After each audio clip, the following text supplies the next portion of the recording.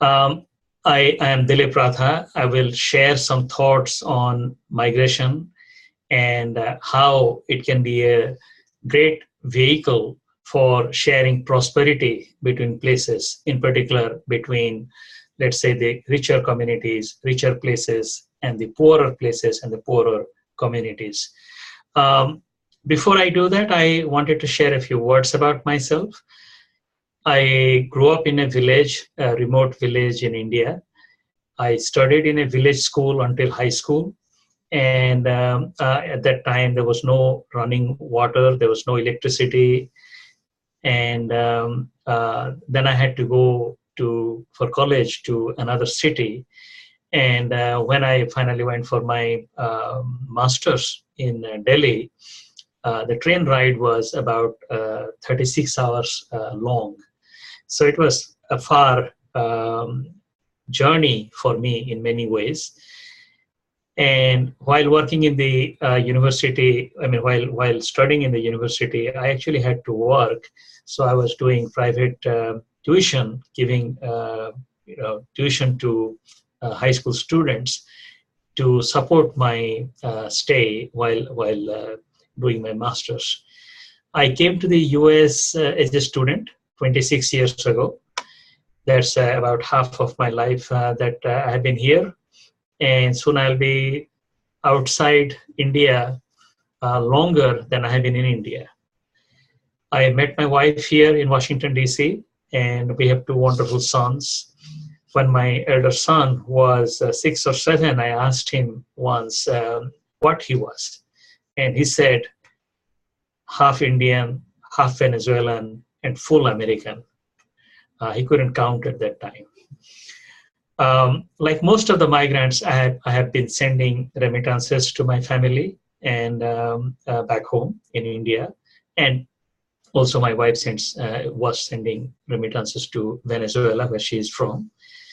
And we both remain deeply interested in helping our communities back home, like most of the migrants. So with that, I wanted to also mention that this story of migration is not unique to me. You know, it's a story of humanity. There are 250 million international migrants. There are 750 million internal migrants. So that's about 1 billion people as migrants. That's 1 out of 7 people on the planet as migrants. These international migrants send home about $440 billion in remittances to developing countries. $440 billion per year is actually more than 3 times the size of the total development aid. So you can imagine the importance of migration to the communities back home. The internal migrants also send money home. A large part of their incomes that they earn in richer places, they send it back home. And it's a great way of sharing prosperity between richer places and the poorer places. We don't have a number for internal remittances, domestic remittances.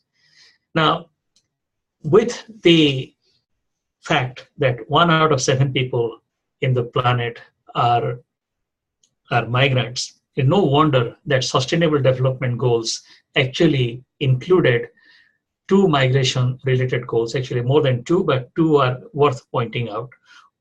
One is to reduce remittance costs to less than 3% by 2030. And in no corridor, remittance costs should be more than 5%. So that is one goal. A second goal is to reduce recruitment costs for low-skilled migrants. So these are 2 goals that are part of the Sustainable Development Goals. On the first goal, on reducing remittance costs, it is worth pointing out that it costs about 8% on average globally to send money home. So if you're sending, let's say, $100 from New York to India, then on the other side, most likely the person would receive about $95, $96, on an average about $92 only. If one is sending money from, let's say, New York to Nairobi, $100 from New York to Nairobi, then on the other side, most likely the person will receive only $90. Sending money to sub-Saharan Africa is actually among the most expensive. It is more than 10% on average. And within Africa, where migration,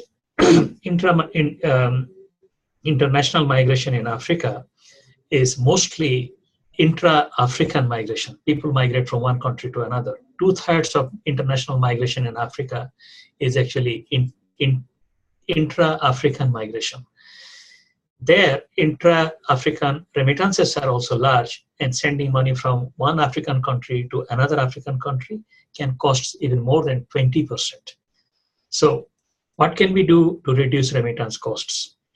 3 ways.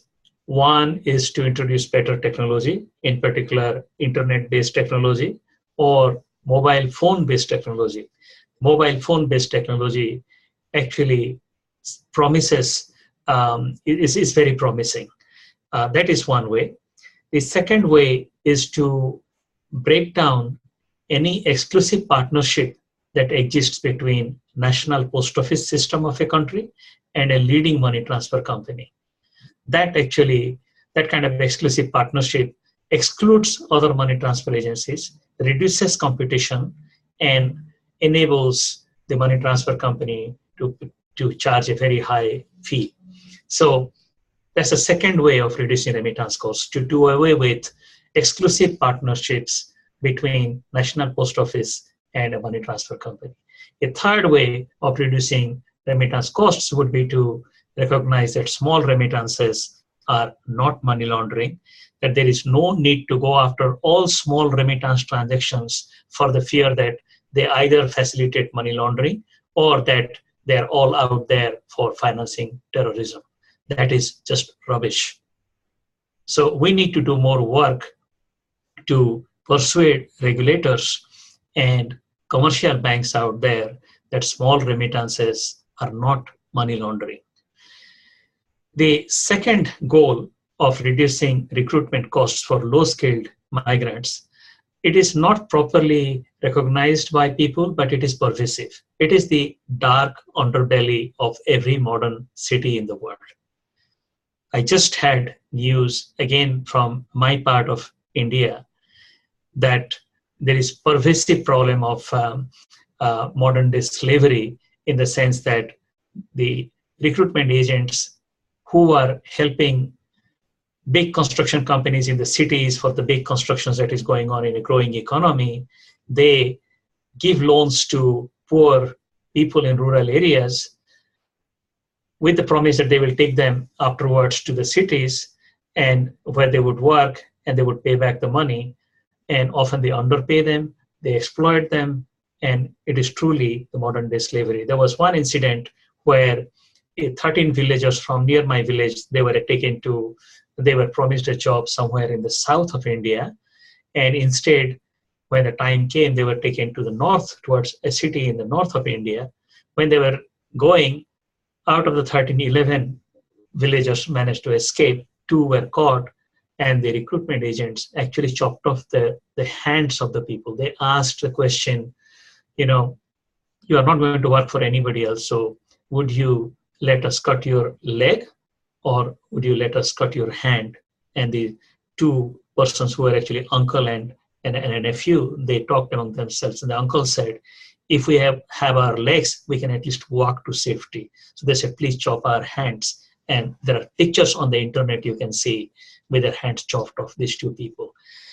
This problem of modern day slavery, malpractice, abuse of migrant workers is playing out in a smaller scale in the case of, let's say, low-skilled construction workers, domestic workers, and agricultural workers.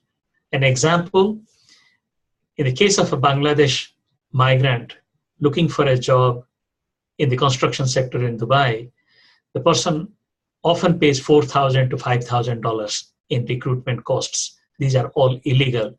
They pay that fee to a labor agent who finds them the job. The job on the other side in Dubai pays about $1,800 in a year. If the person has paid $4,000 and is going to earn about $1,800 per year, then it would take about 2 years or more just to pay back the recruitment fees to the labor agents, all of which is illegal. You can imagine the hardship that these people face, the vulnerability that these people face. This should be a low-hanging fruit. We should be able to declare all such costs as illegal. And what would be some of the ways to go after that? Well, we have to better monitor recruitment agencies. We have to have the law in place to start with. And if the laws are there, then we have to monitor the laws more effectively and enforce the law. The second is to educate the migrants about their rights. Third is to make sure that contracts are properly honored, respected. There are proper contracts to start with. And third, or the fourth is when the two countries on both sides, the sending country and the receiving country, they pay attention to these poor people who often fall below the radar screen. This is, as I said, not specific to any particular country. This is really the dark underbelly of every modern city in the world. So with that, I want to again highlight that over 90% of migration is for economic purposes. In other words, it is for a person who is looking for a job with an employer who is willing to offer a job. In that sense, migration is mostly beneficial to the migrant and also to the employer. Indeed, migration is an integral part of development. Economic growth involves some places, some sectors that are growing faster. It involves some places, some sectors that are lagging behind. And there is that need for people to move from lagging places, lagging sectors to leading sectors and leading places. Migration and development are inseparable. We should recognize that. And I would say that we should also recognize that development efforts should focus on people, not on places alone. Thank you.